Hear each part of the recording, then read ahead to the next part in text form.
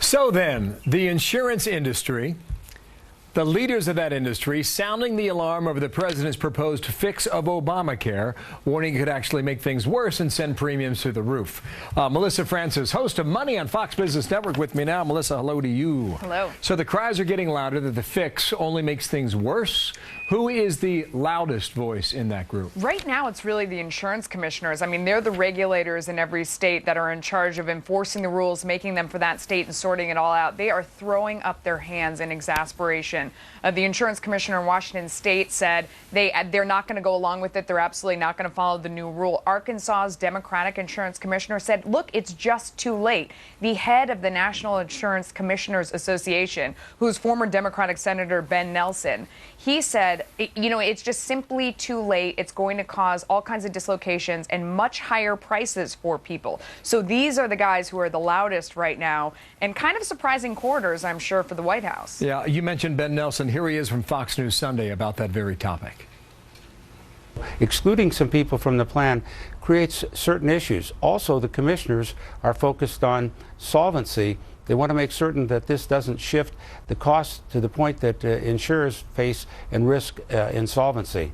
He's a Democrat, and a lot of the folks you just mentioned are Democrats as well. Yeah. Are they getting blowback from other Democrats, from the White House, from where? Without question. I mean, reportedly, he got a stern phone call after making so many statements, that Senator Ben Nelson. But also, there's the commissioner from the District of Columbia who posted on their website how difficult this was going to be, what a bad idea it was. He was fired the very next day. And city officials won't say why. They say they won't talk about personnel, but he's outspoken and saying, look, I was talking about how this is unworkable, and I got fired. So yeah, there is a lot of potential fallout from this, but they don't know what to do. So they're sort of going out and complaining. Well, what would you say is the reason for the political risk? Yeah, why they're taking it. Yeah, absolutely. I mean, you heard what Senator Nelson said, and that's very important, that if these people who have now been given this pass don't go into the exchange, then the only people you have in the exchange are the very sick people who've bought these cheap policies but are going to consume so much health care that it will bankrupt those insurance companies that are in the exchange.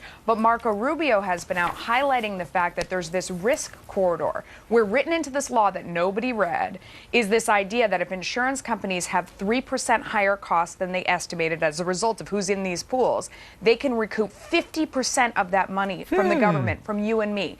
8% higher than what they estimated, they can recoup 80%. You got to pass it to find what's in it. Quickly on the exchanges, what's happening with them? I mean, chaos. They're trying to figure out what their cost is going to be and if they're going to go bankrupt or come back to you and me, the taxpayer, for a bailout. And this bailout of the insurance companies, mark my words, that is the next big thing we're going to all be talking about and worrying about. It's a mess. Yeah, I bet you're talking about this at 5 o'clock today on Fox Business. You bet, right at the top of our show. Because you're so money. Yes. Look at her, Allie. I knew you were going to It's all about say money. that. She's money. Thanks, Melissa. So money. We want to know from you at home this question. Are you worried that your premiums could go up? So throughout the hour, you can tweet us at Bill Hemmer and answer on that. And at Allison Camerata, we'd love to hear from you.